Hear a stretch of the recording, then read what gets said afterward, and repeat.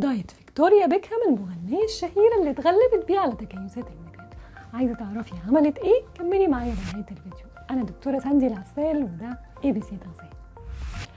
فيكتوريا عانت من تأخر الإنجاب وقررت إنها تغير اللايف ستايل بتاعها عشان تتغلب على أعراض تكيسات المبيض زي اضطرابات الدورة الشهرية وحبوب الشباب والشعر الزائد في الوجه والجسم وزيادة هرمونات الذكورة. فيكتوريا بتاكل من 3 ل 4 وحدات أفوكادو في اليوم، وبتاكل أسماك دهنية يوميا وفي الأغلب سلمون، وبتاكل مكسرات وبذور شيا بشكل يومي، وبتضيف لكل وجباتها الخضروات والفواكه وخصوصا الخضروات الورقية، وساعات كمان بيكون فطارها كله عبارة عن خضروات وفواكه.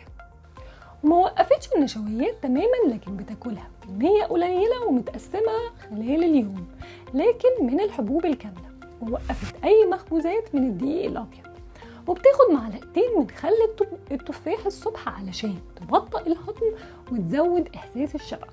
لكن في رأيي خلينا نضيفهم أحسن على السلطة وبلاش ناخدهم على معدة فاضية عشان ممكن تعمل تآكل في جدار المعدة. وكمان فيكتوريا كانت بتمارس الرياضة بشكل يومي، خصوصا تمارين المقاومة، لأنها بتزود الكتلة العضلية في الجسم فبتحسن مستويات الجلوكوز في الدم وبتقلل من مقاومة الأنسولين، لأن تكيسات المبايض يعني مقاومة أنسولين، لو قلت يبقى هتقل معاها، ولو زادت يبقى هتزيد وراها. وفعلا نجحت فيكتوريا بيكهام انها تتغلب على تكيسات المبايض وبقت ام ل4 اطفال ما شاء الله.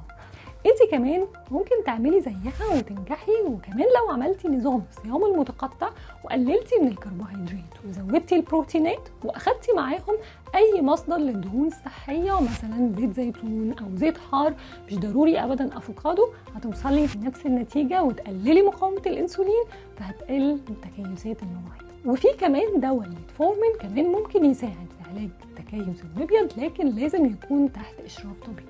لو استفدتي من الفيديو بليز لايك وشير، ولو عندكم اسئله اكتبوا لي في التعليقات.